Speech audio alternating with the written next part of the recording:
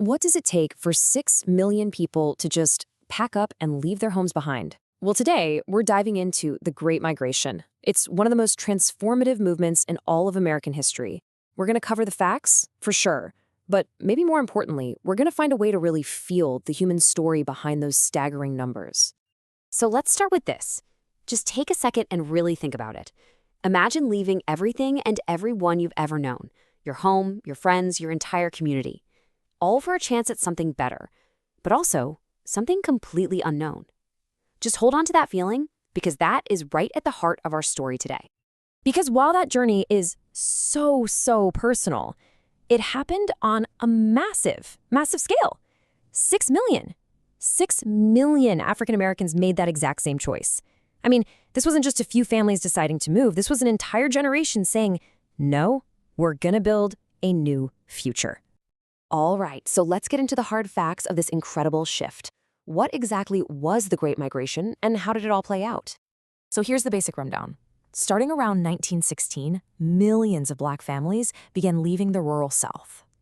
Now, they were being pushed out by the awful Jim Crow laws and just brutal economic hardship, but they were also being pulled toward the promise of better jobs and a fresh start in the big industrial cities up north and out west. Now, this whole movement, which spanned more than 50 years, didn't happen all at once. It's easier to think about it in two big waves. The first one got kicked off by World War I, which opened up a ton of factory jobs that just weren't there for Black Americans before. And then a second, even bigger wave started up around the 1940s and kept going for decades. So where were they all headed? To the big industrial hubs. You know, cities like Chicago with its meatpacking industry, Detroit with the booming car factories, and of course New York City, which was the center for just about everything. People got there any way they could, by train, by car, sometimes even on foot, and they built these vibrant new communities from the ground up. And you really can't overstate the impact. This wasn't just about people moving on a map. No way. The Great Migration fundamentally changed America. It gave us new forms of music, like jazz and the blues. It sparked the Harlem Renaissance. And it absolutely laid the groundwork for the modern civil rights movement. Its legacy isn't some old thing in a history book. It's still all around us today. But here's the thing. Facts and figures, they only tell you so much, right? 6 million. It's a number so huge, it's almost impossible to wrap your head around. So how do we find the person inside that statistic? How can we even begin to understand what that journey actually felt like? Well, one of the best ways is through something called historical fiction. It's a genre that kind of blends real-world facts with imagination. It takes a real moment in history and drops fictional characters right into the middle of it to help us explore the human side of these massive events. It's kind of like a time machine. The formula is actually pretty simple, but it's so powerful.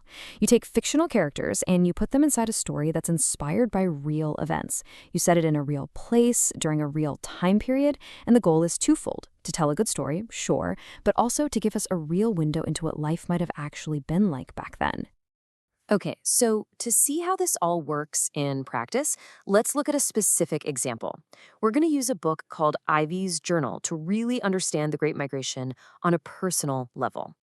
So Ivy's Journal is exactly what it sounds like. It tells the story of one family, Ivy and her parents, as they leave their home in the South to go build a new life up north. It basically takes that giant 6 million person journey we've been talking about and shrinks it down so we can see it through the eyes of one family. And here's what gives this story so much weight. The author, Lisa Benjamin, actually based the book on her own family's history. Her grandparents were sharecroppers, and they lived this experience. So their stories, their real memories, are woven right into the fabric of Ivy's fictional journey. That makes it feel so real. So to really get into Ivy's world, there are a few things you gotta understand. Her family were sharecroppers, which was a system that basically kept Black farmers trapped in debt. They faced constant, terrible discrimination.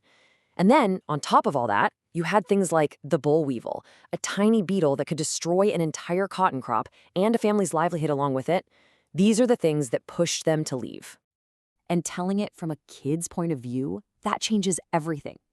By seeing this journey through Ivy's eyes, we get to feel the confusion and the hope and the fear in a way that's just so much more immediate and personal. We see how this huge historical event actually affects one single family.